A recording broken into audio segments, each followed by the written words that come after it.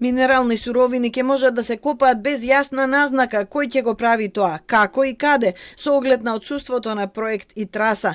Ова е една од основните забелешки на опозицијата за Законот за минерални суровини, што го предложи група пратеници уверени дека измените се технички, без финансиски импликации, но овозможуваат побрза и поевтина изградба.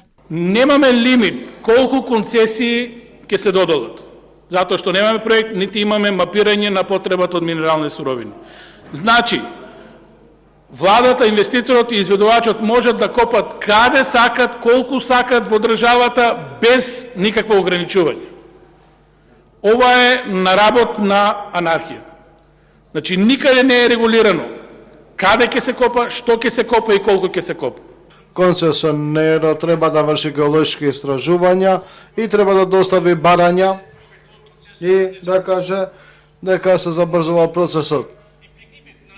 Отим финансиска импликација на буџетот, на овој предлог на закон нема никаква фискална импликација врз буџетот за спроведување на овој закон.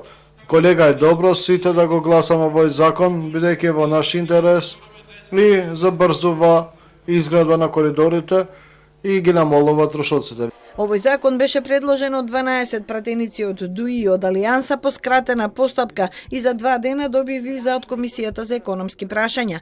Ќе чека кворум за гласање. Другите закони поврзани со договорот со Бехтел и ЕНКА поднесени од пратеници беа блокирани со незакажување комисии и со амандмани, па владата повторно ги поднесе со европско знаменце. Сите 5 се веќе изгласани и подпишани од председателот.